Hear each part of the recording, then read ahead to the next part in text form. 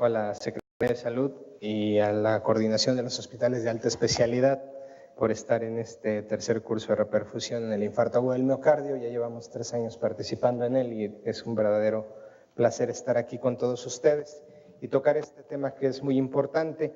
¿Por qué? Porque, como pueden ver en su programa, la mortalidad del infarto agudo del miocardio es muy alta, del 27%. En nuestro país es extremadamente alto esto.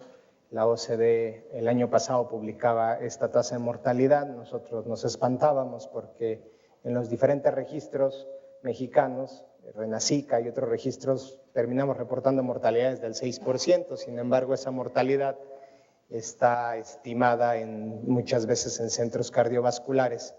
donde hay sala de intervencionismo coronario, cardiólogos, todos los recursos para la atención del paciente y personal capacitado para esto todo el tiempo. Y obviamente esta mortalidad que salía baja pues estaba mal estimada en relación a lo que sucede de manera importante en el país. Hace poco en el ISSSTE, en una reunión, ellos reportaban una mortalidad del 35% en infarto agudo del miocardio. Es extremadamente alarmante porque refleja incluso la mortalidad que se reportaba antes de los estudios iniciales de trombolisis con streptokinasa. Entonces esto es realmente alarmante y preocupante. Pero el otro punto muy interesante es que tenemos una alta prevalencia de factores de riesgo. Y esta alta prevalencia de factores de riesgo, con esta mortalidad, pues va a seguir haciendo que las enfermedades isquémicas del corazón sean la primera causa de muerte a nivel mundial, y ese es el problema real al que nos estamos enfrentando en las diferentes unidades hospitalarias. Primero, es importante recalcar que estos factores de riesgo tienen una relación directa con una transición en el cambio en el estilo de vida de la población, esa búsqueda de un mejor nivel de vida, empleo, educación y mayor calidad de servicios ha llevado a un cambio en las características de la población, de los factores de riesgo que describíamos y que sean las enfermedades infectocontagiosas más predominantes, como la higiene deficiente, mala disposición de excretas, agua de pobre calidad, hacinamiento, contacto con fauna nociva o exposición a vectores, que en algunas partes del país sigue siendo un problema incluso de salud pública, pero hay mayor sedentarismo, mayor estrés laboral,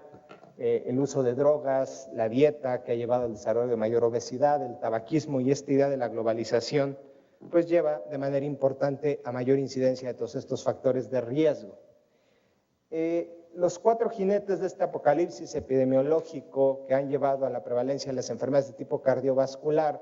hay muchos nuevos factores de riesgo emergentes. Sin embargo, podemos decir que es la dislipidemia, la hipertensión arterial,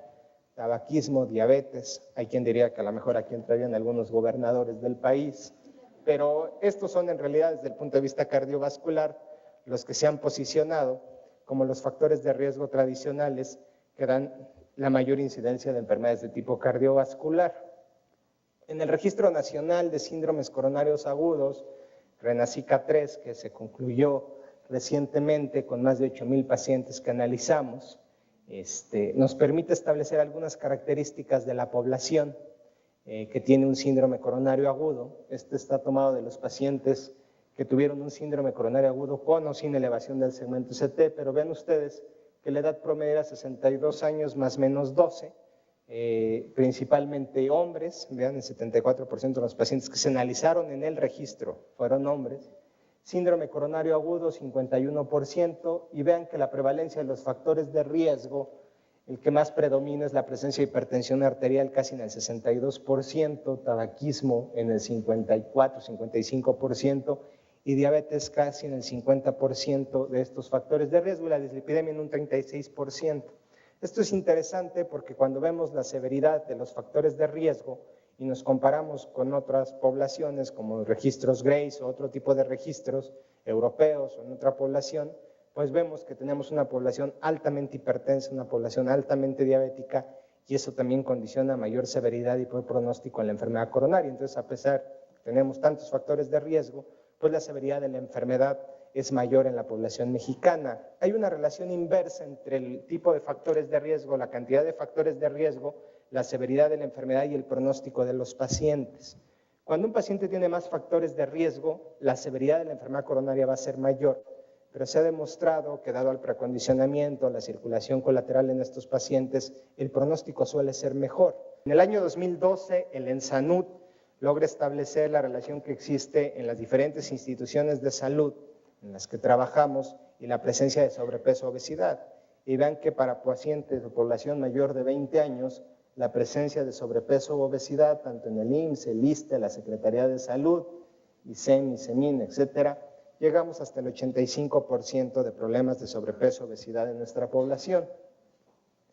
La presencia de un aumento de la adiposidad visceral juega un papel directo en el desarrollo de las enfermedades de tipo cardiovascular. Es difícil de manera por estudio de imagen, tomografía o resonancia magnética determinar el grado de adiposidad visceral. Sin embargo, hay una relación y una correlación entre el grado de obesidad visceral y la cintura abdominal de los pacientes, y por eso en México los que tienen un perímetro abdominal arriba de 90 en hombres, 80 en mujeres, se asocia a mayor riesgo de eventos cardiovasculares y es un criterio del síndrome metabólico. En un subanálisis del estudio HOPE se pudo establecer el impacto que tenía la presencia de esta grasa visceral y el desarrollo de eventos cardiovasculares en los pacientes, basados en la cintura abdominal. Y entonces vean que lo dividieron en tertiles, una cintura abdominal por debajo de 95 centímetros en el hombre, en la mujer por debajo de 87, hasta ser más alto. Y hay una relación directa entre mayor perímetro, mayor circunferencia abdominal y el desarrollo de muerte cardiovascular, infarto agudo del miocardio y muerte por todas las causas, independientemente del tratamiento que llevaban estos pacientes.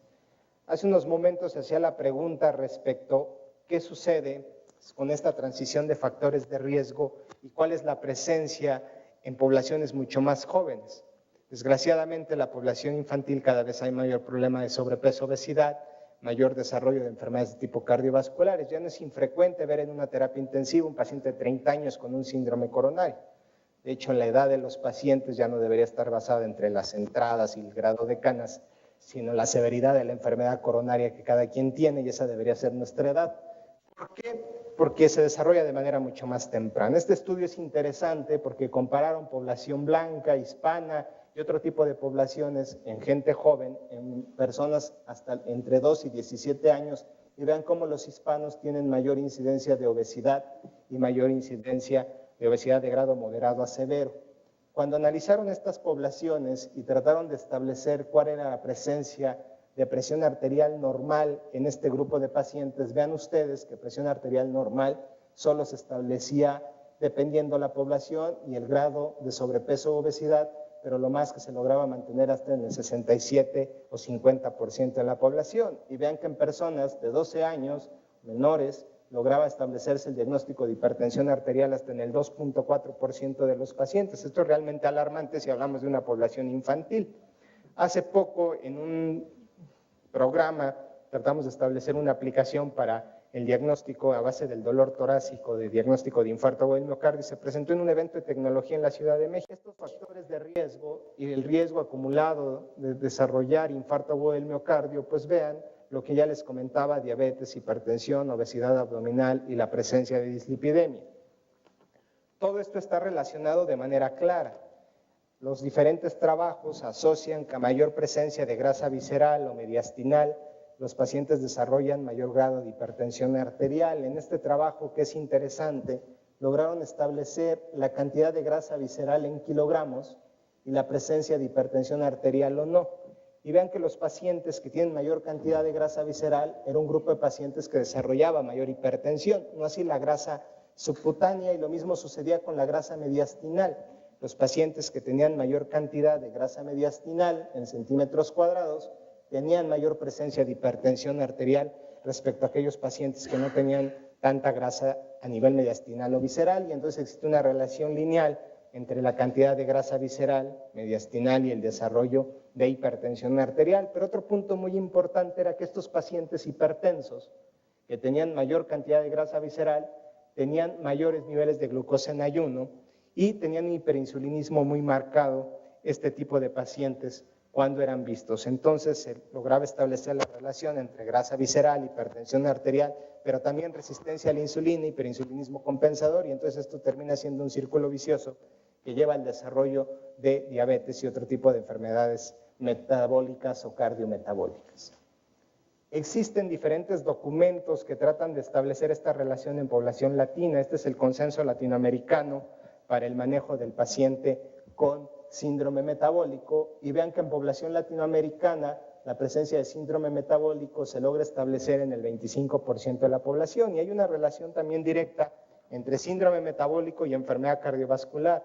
y que a mayor número de componentes de este síndrome metabólico es mayor el desarrollo de eventos cardiovasculares en la población. Y vean que de los pacientes que desarrollan un infarto agudo de miocardio, un evento vascular cerebral, en este consenso el 75% de ellos tenían hipertensión arterial, sobrepeso, obesidad, prácticamente es el 80% de la población, y de los componentes del síndrome metabólico que predominaban, mujeres, 50 años, HDL bajo, el 63% de la población, y la presencia de obesidad abdominal en el 45%. No es lo mismo ser puramente diabético o puramente hipertenso que se asocian los factores, y a mayor edad, mayor grado de obesidad, la presencia de asociar diabetes y hipertensión aumenta. Estos datos del ENSA del año 2000 establecían que los pacientes que tienen mayor índice de masa corporal a mayor edad, siendo diabéticos, la presencia de hipertensión arterial aumenta de manera significativa, y la asociación de estos dos factores llegaba a ser tan alto como el 75% a mayor edad y mayor grado de obesidad de la población. Desde el punto de vista fisiopatológico y tratando de englobar todo en el mismo concepto, pues podemos decir que todo empieza con el desarrollo de esta obesidad, obesidad central, obesidad visceral, donde se asocia la presencia de hiperlipidemia, esta triada lipídica característica del paciente mexicano, colesterol total alto, triglicéridos elevados y HDL bajo, donde esta presencia de estos factores, si no se corrigen de manera temprana, van a llevar a resistencia a la insulina, a disfunción endotelial de manera significativa y una activación constante del sistema renina-angiotensina-aldosterona y el sistema nervioso simpático, que si todo esto persiste, llevan a disfunción endotelial, llevan a expresión de un proceso inflamatorio que se puede manifestar por elevación de proteína C reactiva, microalbuminuria, desarrollo de hipertensión arterial, alteraciones en la glucosa en ayuno, diabetes y todos los factores protrombóticos relacionados con esta enfermedad. Entonces esto es más un síndrome de tipo cardiometabólico que únicamente ver los factores de riesgo por separado. Por eso tenemos que entender al paciente de manera integral para poder establecer un diagnóstico. Vean, por ejemplo, y hay diferentes trabajos en relación al grado de microalbuminuria o el grosor de la íntima media carotídea, donde a mayor cantidad o mayor grosor de la íntima media o mayor grado de proteinuria o microalbuminuria, perdón, se puede establecer mayor incidencia de eventos cardiovasculares. Este es un ejemplo de ellos, donde vean que la curva de supervivencia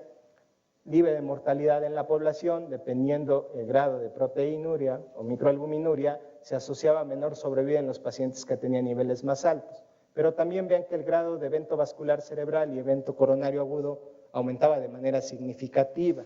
Esto es muy importante porque también cuando asociamos no solamente síndrome metabólico, sino el síndrome metabólico a diabetes, que puede ser un poco discutido o no, pero vean ustedes que cuando se conjugan los diferentes factores, pues los pacientes tienen un aumento en el porcentaje de tasa de cardiopatía isquémica en este punto. Y otro dato muy interesante es que la mayor parte de complicaciones de tipo cardiovascular dadas en el paciente diabético están más asociadas a la hipertensión arterial, y los dos juegan una sinergia muy mala, son una mala combinación, porque vean ustedes que yo puedo tener un paciente hipertenso con 140 milímetros de mercurio de presión arterial sistólica, pero no es lo mismo si este paciente es diabético o no es diabético, o si tiene otros componentes de síndrome metabólico o no. Entonces el riesgo cardiovascular establecido en la población es muy importante porque de eso depende el tratamiento de los pacientes. Vean ustedes que la tasa de muerte cardiovascular en esta población, con 140 milímetros de mercurio de presión arterial sistólica, es 3 veces más alta cuando este paciente hipertenso es diabético respecto al paciente que únicamente fuera hipertenso. Más que insistir en los diferentes factores de riesgo, les voy a mostrar cuáles han sido tal vez algunos datos recientes o controversias respecto a diabetes, hipertensión arterial o el manejo de las dislipidemias. Esta es una publicación reciente donde tratan de establecer cuál es la presencia actual de pacientes diabéticos a nivel mundial y cómo al persistir estos factores de riesgo la proyección, por ejemplo, para el año 2035, pues va a ser de 387 millones a casi 600 millones de pacientes diabéticos diagnosticados. La Federación Internacional de Diabetes estableció recientemente que México en número de pacientes diagnosticados con diabetes en millones de pacientes, ocupa el 6º lugar a nivel mundial.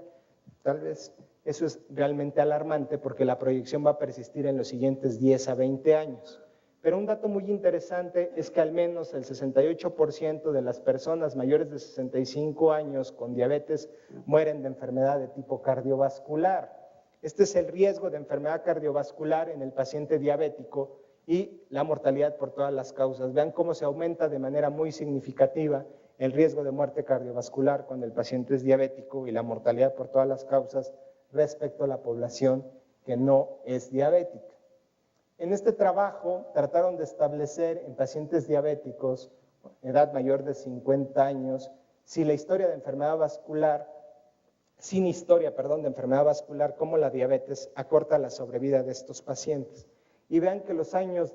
perdidos de vida en estos pacientes llegaba a ser hasta 6 o 7 años de vida perdidos asociados a muerte cardiovascular o no muerte cardiovascular. Entonces ya por el hecho de ser diabético, la sobrevida de los pacientes asociada a mayor mortalidad cardiovascular pues es mayor y tienen una sobrevida menor hasta de 6 a 7 años. A mayor o a menor edad que se presenten estos factores de riesgo, pues vean el impacto que puede tener sobre la población. Está perfectamente establecido desde el UKPDS que los pacientes a mayor nivel de hemoglobina glucosilada tienen mayor presencia de tasa de eventos de infarto agudo del miocardio. Vean que los pacientes que tenían hemoglobinas glucosiladas arriba de 6, 7, 8, 9, hay un aumento directamente proporcional en relación al riesgo de infarto agudo del miocardio y entonces la hemoglobina glucosilada era un predictor importante en este grupo de pacientes de infarto agudo del miocardio. Sin embargo, cuando uno trata de establecer el tratamiento intensivo del paciente diabético, los resultados suelen ser un poco controversiales, aunque en este metaanálisis un control intensivo de la glucosa se asociaba a menor incidencia de infarto agudo del miocardio, que es la tercera barra, se movió un poco la diapositiva. Vean ustedes cómo la tasa de evento vascular cerebral tocaba la unidad y la hospitalización y muerte por insuficiencia cardíaca. Y lo único que tenía cierto grado de reducción, casi del 15%, era el infarto agudo del miocardio. Pero estos estudios, ADVANCE, ACROBAT, trataron de establecer si el control intensivo de la glucosa en el paciente diabético se asociaba a mayor reducción de la mortalidad y la tasa de eventos cardiovasculares versus un control estándar. Y en ese sentido no había demostrado mayor beneficio. Por eso es que ahora los resultados de los estudios como EMPAREG, donde trataron de establecer la muerte cardiovascular con nuevos tratamientos para diabetes mellitus, está haciendo un boom dentro del manejo de los pacientes con estas condiciones, porque había pasado muchos años en el tratamiento del paciente diabético y diferentes tratamientos que no se demostraba una reducción de la muerte de tipo cardiovascular. El uso o los resultados del EMPAREG son interesantes porque el uso de empaglifosina, que es un bloqueador del contrasportador sodio-glucosa, lo que hace es eliminar mayor cantidad de glucosa a través de la vía urinaria, del riñón, logró demostrar que en sus diferentes dosis se asociaba a reducción de la muerte cardiovascular. Y esto fue un avance muy importante en el tratamiento de esta población. El problema o el punto es poder establecer bajo qué concepto se asociaba a mayor reducción de muerte cardiovascular, porque parecía independiente de los niveles de hemoglobina glucosilada que alcanzaban los pacientes. Y entonces han tratado de establecer otros diferentes mecanismos, porque al disminuir, al tener un volumen, reducción del volumen circulante, pérdida de peso, hay menor presión arterial, disminuye la rigidez arterial, menor activación del sistema nervioso simpático, perdían peso los pacientes, menor adiposidad visceral, menor respuesta inflamatoria, mejoraba el perfil de lípidos y otras combinaciones que se mostraban ahí, pues podría ser un cambio en el paradigma del tratamiento del paciente diabético, porque siempre nos hemos preocupado por los niveles de hemoglobina glucosilada y ahora la tendencia de este estudio es que más allá del nivel de hemoglobina glucosilada parece haber otros factores relacionados con la muerte cardiovascular en el paciente diabético y es lo que ahora se está tratando de explotar o explorar en este grupo de pacientes y creo que es un avance importante reciente en el manejo de los pacientes con diabetes mellitus. Otro punto interesante a analizar es el impacto que tiene el tratamiento del colesterol en este tipo de pacientes, sobre todo el colesterol LDL. Esta diapositiva tiene tiempo, pero se podía establecer que 1% en disminución de los niveles de colesterol LDL se asociaba a una reducción del riesgo de enfermedad arterial coronaria de riesgo absoluto del 1%. Y cuando aumentaba 1% de los niveles de HDL, se lograba una reducción del riesgo de enfermedad arterial coronaria del 3%. Y entonces, dentro del manejo de los factores de riesgo, el uso de estatinas es muy importante, porque el uso de las estatinas no solo se asocia a reducción de los niveles de LDL, sino que restaura la función endotelial, mantiene la función de las células de músculo liso, tiene efectos antiinflamatorios, disminuye la trombosis, como una serie de efectos pleiotrópicos asociados a las estatinas que no solo dependen del efecto sobre el colesterol LDL o algunos otros remanentes de este, y esto es muy importante dentro del manejo de los pacientes, pero también es muy importante establecer cuál es el riesgo cardiovascular de ese paciente y cuál es el poder en reducir los niveles de colesterol LDL de las diferentes estatinas. Yo creo que ninguna es mala, sin embargo hay unas que son más potentes que otras. Y los estudios compararon al final estatinas potentes contra otras menos potentes. Pusieron a correr un Ferrari contra un Bochito y se sorprendían porque el Ferrari llegaba más rápido. Pues era evidente que iba a ser un beneficio, pero que lograba mayor reducción del colesterol LDL y logró establecer que entre más bajos los niveles de colesterol LDL, pues mayor el impacto en reducir la tasa de mortalidad cardiovascular en este grupo de pacientes. Pero vean que las diferentes estatinas, obviamente las de alta potencia, pues a dosis bajas incluso logran mayor reducción en miligramos por decilitro y en porcentaje obviamente de los niveles de colesterol LDL. Entonces tenemos que saber cuál es la meta a la cual quiero llevar a mi paciente y cuál es el poder que tiene cada estatina para llevar a mi paciente a meta. Las guías más recientes establecen que todo paciente que tuvo un evento coronario debe ir directamente a una estatina de alta potencia independientemente del nivel de colesterol LDL que tenga esa población, pero la meta y cuando se inicia el tratamiento depende del riesgo. Si yo tengo un paciente de bajo riesgo y tiene un colesterol hasta 190 LDL, se establece que es cuando se justifica el inicio del tratamiento. Si yo tengo un paciente de alto riesgo que tuvo un evento coronario, tengo que dar una estatina de alta potencia independientemente del nivel de LDL y llevarlo a menos o al menos 70 de colesterol LDL, que es lo que ha demostrado mayor beneficio en el tratamiento de estos pacientes. ¿Por qué? Porque hay una relación directa entre la reducción del riesgo de muerte coronaria, infarto agudo del miocardio, en relación a la reducción de colesterol LDL. Vean que a mayor reducción de colesterol LDL, en promedio casi 40 miligramos por decilitro, en pacientes tratados hasta 4 o 5 años, se lograba ver mayor reducción de los niveles en ese grupo de pacientes que habían recibido las dosis de estatina, y en prevención secundaria quedó perfectamente establecido por PRUVI, TNT, o HPS o algunos estudios como 4S con simvastatina, que a mayor reducción de los niveles de colesterol LDL, mayor era la reducción de la tasa de eventos cardiovasculares en prevención secundaria de enfermedad coronaria. Recientemente en JAMA se publicó un metaanálisis que compara reducciones más abajo de 70 y no demostró mayor beneficio, entonces todavía queda ahí si en realidad entre más bajo mejor, pero si 70 podría ser ya la meta establecida, porque abajo de 70 no logró demostrar mayor reducción de la tasa de eventos cardiovasculares.